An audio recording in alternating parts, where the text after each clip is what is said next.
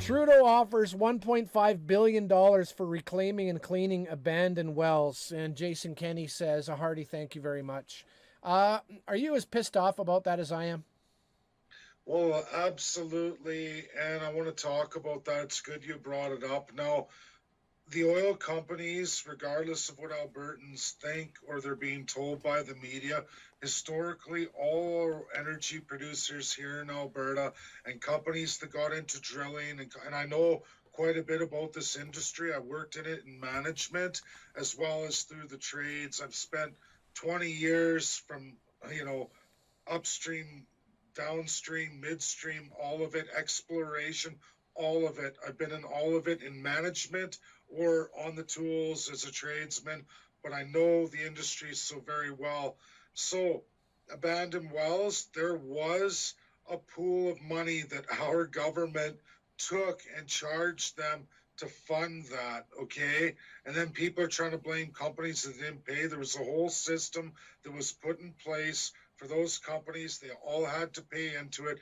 That money was blown. Now it's a provincial government problem. I'm not accusing the current government, but Rachel Notley was involved with that. The government before that, the government before that, the government, all the way back to Lockheed, okay? So that was in place. We're just, okay, so it was blown, okay. Now, equalization, Jason Kenney is going to take Federal Ottawa to court over equalization, and we were supposed to get remittance back, which is happens to be $1.7 billion. So now the federal government says, well, we want to be heroes too, Jason Kenney. So here's $1.7 billion and you can do reclamation of wells. Now, that is 1/38th of what the oil companies need to survive.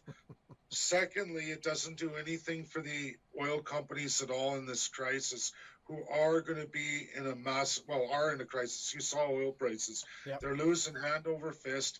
They're going to end up going under and they're going to have to shut down. Long before American companies have to shut down, our Western Canadian select producers and even the Canadian oil that they're involved with that goes east, the money's just not there and it's going to shutter them in. They can only go so long, a lot less longer than all the American counterparts, unless they're a Canadian company, one of the big ones, and all the big ones are safe because they own the American side too. So they produce the cheap oil and then they refine that cheap oil and get quite a bit of money on the retail gas side, but it doesn't account for everything, and it's not going to account for the massive amount of shale and massive amount of our oil that's going to go overseas. So that what they call the well reclamation bailout is only 1/38th of what's needed. It doesn't address